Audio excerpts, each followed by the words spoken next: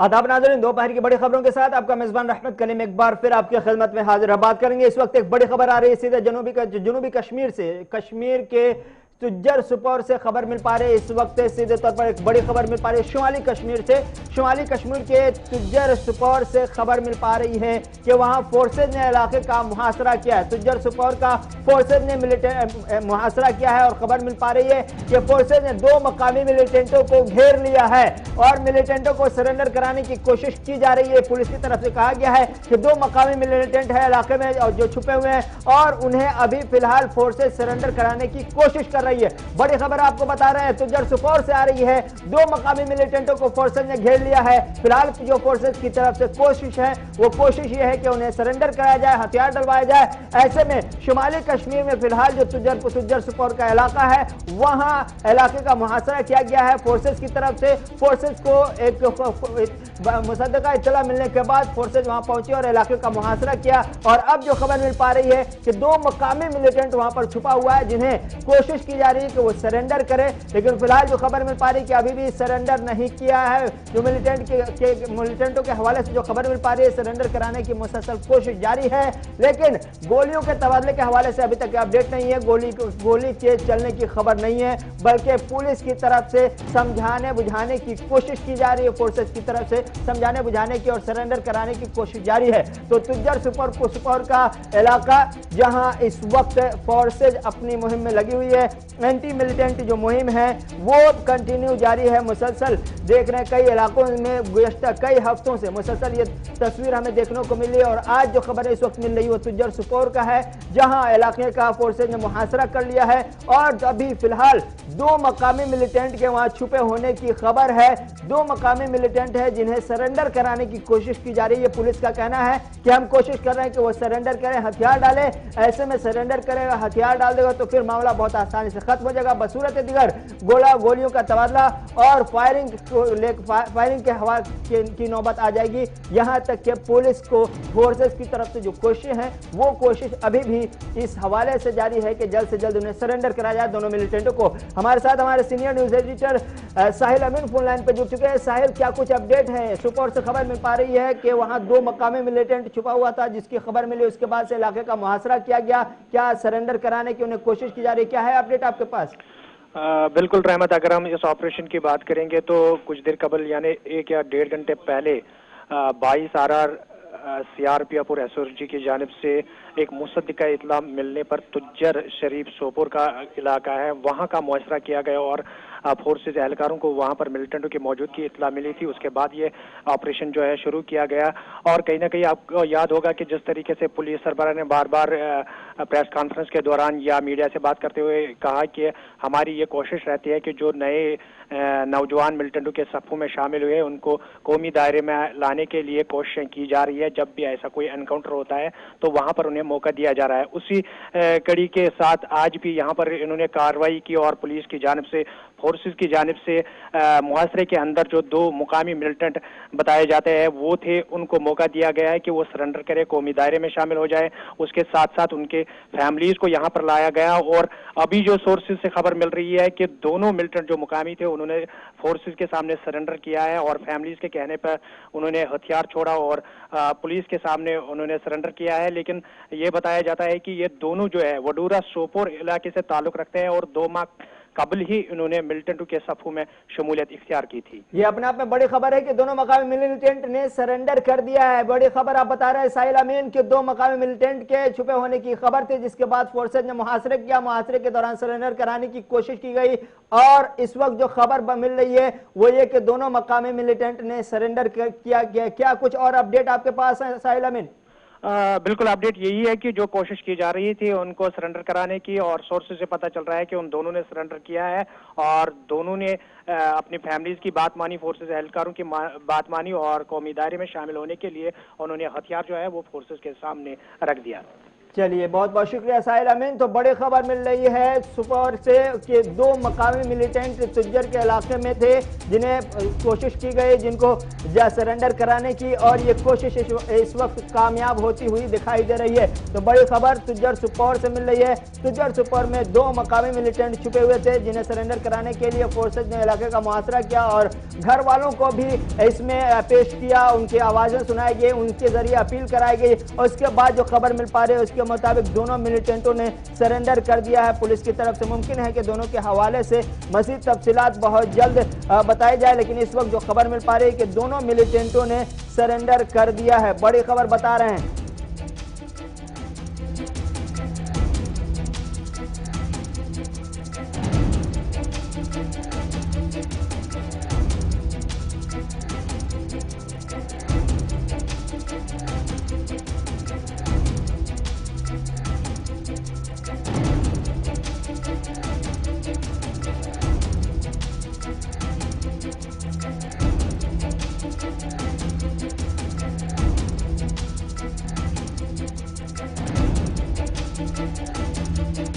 तो बड़ी खबर मिल रही है शुमाली कश्मीर से। शुमाली कश्मीर में आज 2 मकामी मिलिटेंट को मेन स्ट्रीम में लाने में पुलिस और फोर्सेज को बड़ी कामयाबी मिली है। इलाके का फोर्सेज ने मुहासरा किया था, जहां 2 मकामी मिलिटेंट को घेर रखा था, और अब जो खबर मिल रही है कि पुलिस को बड़ी कामयाबी हाथ लगी है। दोनों मिलिटेंटों ने सरेंडर कर दिया है पुलिस के कहने पर, और पुलिस के मदद से घर वालों की आवाज सुनने के बाद उनकी अपील पर कान धरते हुए दोनों मकामी मिलिटेंट ने हथियार डाल दिए हैं। बड़ी खबर मिल रही है, दोनों मकामी मिलिटेंट ने हथियार डाल दिया है, सरेंडर कर दिया है, और ये बहुत आसानी के साथ ये एक जो मुहासरा किया गया था, एक मिलिटेंट एक्टिविटीज यहाँ पर चल रही थी, उसको सर करता हुआ अब दिखाई दे रहा है। एक बड़ी कामयाबी मिलती हुई दिखाई दे रही है।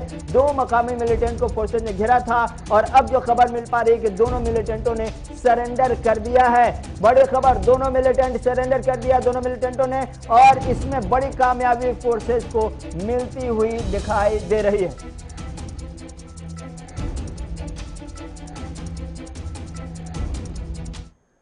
जम्मू कश्मीर में आज यौम सियाह मनाया जा रहा है। आज ही के दिन 1947 को पाकिस्तान की तरफ से नापाक हरकत करके जम्मू कश्मीर में इंसानियत का खून किया गया था। यही वजह है कि हर साल जम्मू कश्मीर में आज के दिन यानी 22 अक्टूबर को यौम सियाह मनाया जाता है। इस बार भी एलजी मनोज सिन्हा की क़यादत में इस दिन पर खास सिंपोजियम और नुमाइश का इनेकाद किया गया है। तकरीब से मनोज सिन्हा ने भी खिताब किया, और इस दिन की दरिंदगी पर पाकिस्तान को सख्त तनकीदों के साथ उन्होंने याद किया। मैं समझता हूं कि ये 2 दिन का एग्जीबिशन और इस सिंपोजियम के माध्यम से कश्मीरियत और कश्मीरी अवाम पर पाकिस्तानी हुकूमत और उसकी फौज द्वारा किए गए जुल्म, हजारों बेगुनाहों और मासूम बच्चों के कत्ल, हमारी हजारों मासूम बेटियों और बहनों पर किए गए बर्बर अत्याचार की भयावह और गमगीन दास्तां निश्चित रूप से बयां करेगी। 73 सालों में पीढ़ियां बीत गईं, लेकिन दर्द नहीं गुजरा। जो जख्म दिल पर लगे हैं वो आज भी ताजे हैं। जम्मू कश्मीर की नई पीढ़ी के नौजवानों को शायद न मालूम हो किस तरह से पाकिस्तानी हुक्मरान और वहां की फौज ने ऑपरेशन गुलमर्ग के जरिए हमारे बेगुनाह भाइयों का बेरहमी से कत्ल किया, हमारे घरों को जलाया, हमारी बहनों और बेटियों की असमत लूटी। इसलिए जम्मू कश्मीर के इतिहास में पहली बार हम अपनी नई और पुरानी पीढ़ी को इस सिंपोजियम और एग्जीबिशन के जरिए यह याद दिलाना चाहते हैं कि सर्वधर्म संभाव, बेपनाह मोहब्बत, सूफीज्म की इस मिट्टी को पाकिस्तानी फौज के आकाओं मोहम्मद अली जिन्ना और उसके लश्कर ने किस तरह से 22 अक्टूबर के काले दिन को मासूमों के खूनों से रंग दिया था और सदियों से एक धागे में बंधे भाईचारे को नफरत में बदल दिया था। 73 साल से पाकिस्तान का झूठ का जो प्रोपेगेंडा चल रहा है, बर्बर हमलावर आतंकी सिर्फ पख्तून ट्राइबल थे, मैं समझता हूं कि इस हकीकत को देश और दुनिया ने जाना है। हमें पाकिस्तान की इस नापाक हरकत को अच्छी तरह से समझना होगा। जिस प्रॉक्सी आर्मी ने कश्मीरी अवाम का कत्ल किया, उसमें पाकिस्तानी हुकूमत और पाकिस्तानी फौज के लोग शामिल थे। मैंने उन दस्तावेजों को पढ़ा है जिसमें लिखा है कि हर ट्राइबल लश्कर की कमान पाकिस्तानी फौज के अफसर कर रहे थे।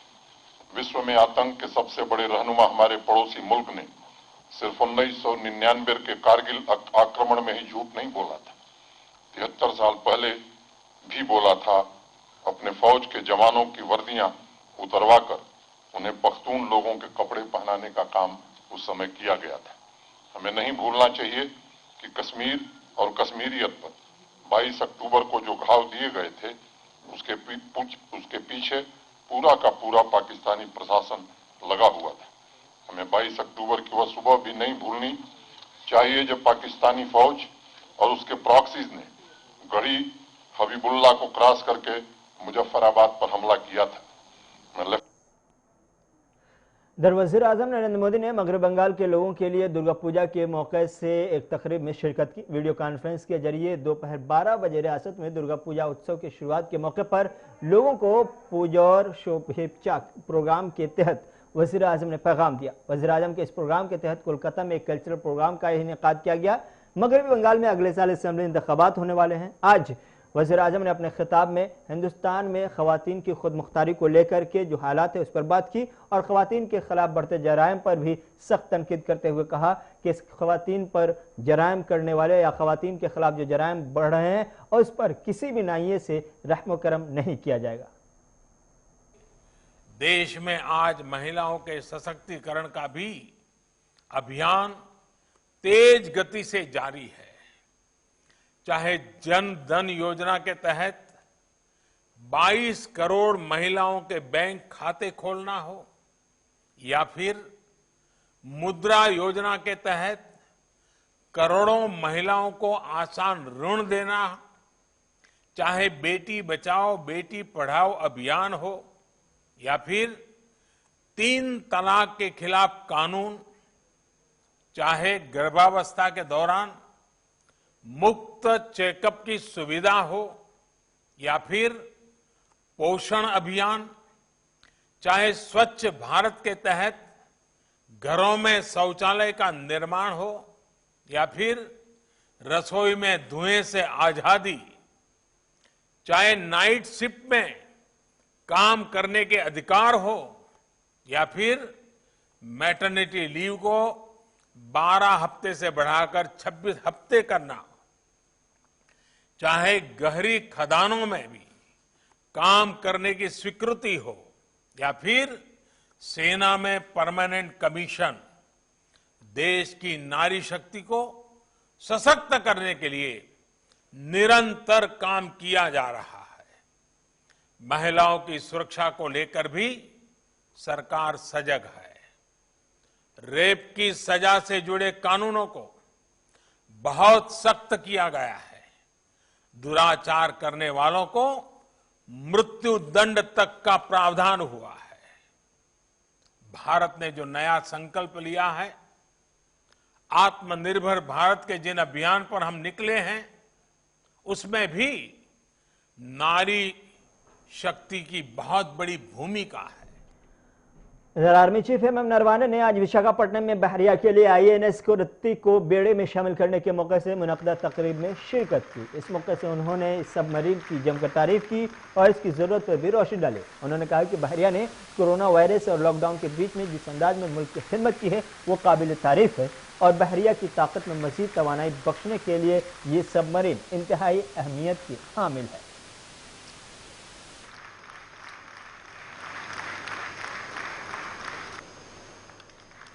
Indeed, an honor for me to be here today for the commissioning of INS Kavarati, the fourth ship of the Kamota class anti-submarine warfare corvette, and the part of this momentous occasion. Commissioning of the Kavarati marks yet another milestone in the annals of indigenous shipbuilding and bears testimony to the technological strides made by our Navy and are self-reliant in design and warship building capability. The ship derives a name from the beautiful capital of the Lakshadweep Islands, Kavaratti. This indigenous frontline warship, equipped with advanced weapons, sensors, composite superstructure, and stealth features, is a beauty by itself. The fact that this warship has been constructed with numerous novel design features and large indigenous equipment fit is a demonstration of our collective. अब आपको लिए चलते हैं बिहार। चूंकि बिहार में assembly इंतखाबात की गहमागहमी अपने शबाब पर है, आज इस बीच बीजेपी ने अपना इंतखाबी मंशूर जारी कर दिया। बीजेपी ने इंतखाबी वादों की लंबी लाइन लगा दी और सबसे बड़ा वादा ये किया गया है कि सरकार बनी तो 1-2 लाख नहीं बल्कि सीधे 19 लाख रोजगार दिया जाएगा। साथ ही साथ बिहार को आईटी हब बनाने का भी वादा किया गया है। बिहार की तरफ से आज जो संकल्प जारी किया गया है उसमें एक वादा और अहम था, वो ये है कि 2024 में दरभंगा एम्स को तामीर कर दिया जाएगा। ये भी पार्टी की तरफ से दावा किया गया है। लेकिन इन तमाम दावों के बीच जो बीजेपी की तरफ से अहम बात कही गई है वो ये कि बीजेपी के इंतखाबी मंशूर में या संकल्प पत्र में आत्मनिर्भर बिहार बनाने का पूरा सपना है और इसी आत्मनिर्भर बिहार बनाने के लिए ये संकल्प पत्र है जिसमें कई अहम वादे किए गए हैं। आपको बता दें कि आरजेडी की तरफ से 10 लाख नौकरी देने का वादा किया गया था, जिस पर नीतीश कुमार की तरफ से कहा गया था, सुशील मोदी की तरफ से कहा गया था कि इतनी नौकरी कहां से लाएंगे। अब बीजेपी ने 10 लाख नहीं 20 लाख के करीब यानी 19 लाख रोजगार देने का वादा किया है। सवाल फिर उठता है, लेकिन क्या कुछ आज इंतखाबी मंशूर को जारी करते हुए बीजेपी की तरफ से कहा गया, एक बार बीजेपी को भी सुनिए। हम बिहार को नेक्स्ट जनरेशन आईटी हब के रूप में विकसित करके अगले 5 वर्षों में 5 लाख से ज्यादा रोजगार के अवसर उपलब्ध कराएंगे। एनडीए सरकार ने बिहार में 10 लाख समूहों के माध्यम से 1 करोड़ 20 लाख महिलाओं के जीवन में रोशनी पहुंचाई है। हमारा संकल्प है कि स्वयं सहायता समूहों तथा माइक्रो फाइनेंस संस्थानों के माध्यम से 50,000 करोड़ की माइक्रो फाइनेंस की नई योजना लाकर 1 करोड़ महिलाओं को स्वावलंबी बनाएंगे। हमारा संकल्प है कि 10,000 चिकित्सक, 50,000 पैरामेडिकल कर्मियों सहित राज्य में कुल 1 लाख लोगों को स्वास्थ्य विभाग में नौकरी के अवसर प्रदान करेंगे। साथ ही प्रधानमंत्री जी द्वारा दरभंगा बिहार को दिए दूसरे अखिल भारतीय आरोग्य संस्थान एम्स का संचालन 2024 तक सुनिश्चित कराएंगे। किसानों को बिचौलियों से मुक्त करने के लिए बाजार समिति की व्यवस्था को हमारी सरकार ने पहले ही खत्म कर दिया। सशक्त कृषि समृद्ध किसान के संकल्प पर आगे बढ़ते हुए हम संकल्प लेते हैं कि धान तथा गेहूं के बाद दलहन की खरीद भी एमएसपी की निर्धारित दरों पर करेंगे। प्रधानमंत्री जी के संकल्प पर चलते हुए बिहार में एनडीए की सरकार ने गत 6 वर्षों में 28,33,000 नवासी आवास बनाए हैं। हम इसी प्रतिबद्धता के साथ हम यह संकल्प लेते हैं कि बिहार के ग्रामीण क्षेत्रों तथा शहरी क्षेत्रों के और 30 लाख लोगों को वर्ष 2022 तक पक्के मकान देंगे। दुग्ध उत्पादन को लेकर कोऑपरेटिव तथा कॉम्फेड को प्रोत्साहित करेंगे तथा प्रोसेसिंग के क्षेत्र में निजी निवेश के लिए सुगमता प्रदान कर 2 वर्षों में निजी तथा कॉम्फेड आधारित 15 नए प्रोसेसिंग उद्योग। इधर बीजेपी की तरफ से एक और अहम वादा किया गया है जिस पर काफी हंगामा है। वादा यह है कि अगर बीजेपी एनडीए की सरकार बिहार में बनती है तो कोरोना वैक्सीन सबसे पहले बिहार में मुफ्त में दी जाएगी, जिस पर सवालात उठने लगे हैं।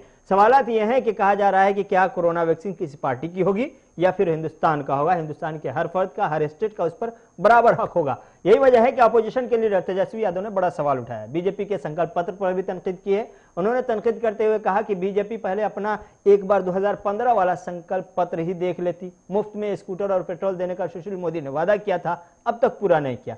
साथ ही साथ उन्होंने ये भी कहा कि वैक्सीन किसी पार्टी की नहीं बल्कि ये हिंदुस्तान का वैक्सीन है जिस पर हर हिंदुस्तानी का बराबर का हक है। इसको चुनाव में इस्तेमाल करना मुनासिब नहीं है। मैनिफेस्टो जारी कर रहे हैं, बहुत बढ़िया बात है। पिछला बार सुशील मोदी जी ने जारी किया था, बोले थे सबको स्कूटर और डीजल और पेट्रोल का किराया देंगे, खर्चा देंगे। मिला क्या? यही प्रधानमंत्री जी ने बोला था बिहार को स्पेशल पैकेज देंगे, 1.25 लाख करोड़ रुपए का पैकेज देंगे। तो हम चाहेंगे, एक तो बीजेपी के पास चेहरा नहीं है, बाहर से आकर के वित्त मंत्री को प्रेस कॉन्फ्रेंस कराया जा रहा है और विजन डॉक्यूमेंट जारी कराया जा रहा है, यानी बिहार के बीजेपी नेता सक्षम नहीं है, कोई चेहरा नहीं है। अगर वो सीतारमण जी आ रही हैं तो उनसे पूछिए कि 1.25 लाख करोड़ का पैकेज कब और कैसे मिला बिहार को, या मिला ही नहीं। और हम तो एक सवाल कृपया मीडिया के लोगों से भी हम आग्रह करेंगे कि सीतारमण जी से पूछिए, वित्त मंत्री भारत सरकार से, कि बिहार को विशेष राज्य का दर्जा क्यों नहीं मिला, क्या मिलेगा। उन्होंने तो कई बार जो है मना कर दिया कि बिहार को विशेष राज्य का दर्जा नहीं मिलेगा। तो केंद्र बिहार को किस प्रकार से सहयोग करेगा, स्पेशल पैकेज हो या आपका विशेष राज्य का दर्जा, बताएं। वित्त मंत्री अगर आ रही है तो उनको बताना पड़ेगा क्यों नहीं दिया। इतने सालों तक डबल इंजन की सरकार थी, आगे देगी कि नहीं देगी। वहीं सीएम नीतीश कुमार ने मुजफ्फरपुर के मीनापुर में एक इंतखाबी जलसे से खिताब करते हुए कहा कि पिछले 15 साल जब लालू प्रसाद और राबड़ी देवी का दौर था तब बिहार की हालत क्या थी और आज बिहार 15 साल में कहां पहुंच गया है, ये भी तय कर लीजिए। साथ ही साथ लालू राबड़ी की सरकार पर सीएम नीतीश कुमार ने जमकर तनकीद की और अपने सरकार की खूब पीठ थपथपाई। और आप समझ लीजिए, हम लोगों के पहले 15 साल तक पति पत्नी को राज करने का मौका मिला, लेकिन क्या हालत थी। शाम होते कोई घर से निकलने की हिम्मत नहीं करता था। जो ऐतिहासिक जगह है इसकी भी कितनी घोर उपेक्षा होती थी और किस तरह का वातावरण रहता था। अपराध की घटनाएं घटती रहती थी। अनेक स्थानों पर सामूहिक नरसंहार की घटना, अपहरण की घटनाएं, क्या क्या नहीं होता रहता था। और उसके बाद और विकास का कोई काम नहीं। अपराध की तो स्थिति थी ही, जंगल राज था और विकास का कोई काम नहीं। ललटेन के सहारे लोगों को रहना पड़ता था, चलने के लिए कोई ढंग का रास्ता नहीं था, भारी परेशानी में लोग थे। और कितने लोगों ने उन लोगों को 15 साल तक मदद किया साहब, लेकिन समाज के उन गरीब तबकों की भी कितनी बड़ी उपेक्षा की, किसी का ध्यान नहीं दिया। उन लोगों के लिए और किसी का कोई मतलब नहीं। अपने बारे में सोचना, अपने परिवार के बारे में सोचना। और हम लोगों को जब से आप लोगों ने काम करने का मौका दिया एनडीए को, हम लोगों ने पूरे बिहार को एक परिवार मान करके काम किया है और कहीं की उपेक्षा नहीं की। हर इलाके का विकास, समाज के हर तबके का उत्थान, और जो किनारे पड़े हुए थे उनको मुख्य धारा से जोड़ने का हम लोगों ने प्रयास किया। महिलाओं के उत्थान के लिए, महादलित, दलित, अति पिछड़ा, अनुसूचित जनजाति, सबके कल्याण के लिए, अल्पसंख्यकों के कल्याण के लिए, सबके लिए हम लोगों ने काम किया और बिहार को आगे बढ़ाए। आप जान लीजिए बिहार के बारे में। और हम लोगों ने कितना ज्यादा काम करना शुरू किया। हम लोगों ने तो कह दिया था कि बिहार के सबसे सुदूर इलाके से चलकर राजधानी पटना पहुंचने में 6 घंटे से ज्यादा समय नहीं लगना चाहिए। वो प्राप्त कर लिया।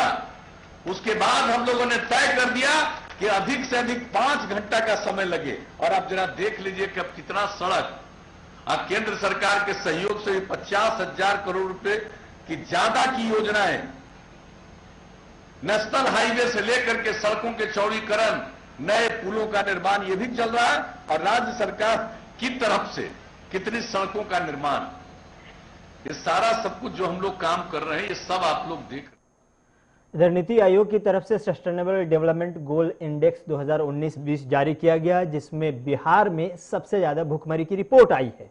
आज इसी पर कांग्रेस की तरफ से बिहार के सीएम नीतीश कुमार की सरकार को घेरने की कोशिश की। रणदीप सुरजेवाला ने प्रेस कॉन्फ्रेंस करके बताया कि भूखमरी, गरीबी के मामले में बिहार सबसे निचले स्तर की तरफ बढ़ता हुआ दिखाई दे रहा है। और ये हम नहीं कह रहे हैं, बल्कि खुद मरकजी सरकार के मातहत काम करने वाला आयोग यानी नीति आयोग की तरफ से कहा गया है कि गरीबी के मामले में बिहार सबसे निचले पायदान।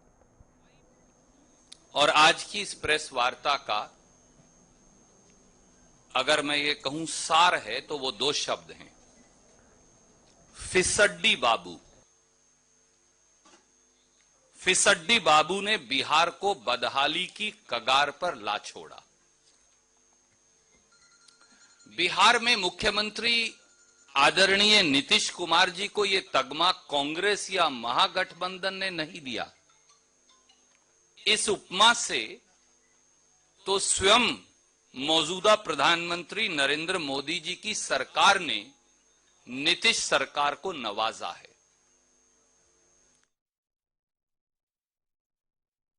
खास बुलेटिन खत्म हुआ चाहता है। रहमत कलीम को इजाजत दीजिए। खुदा हाफिज।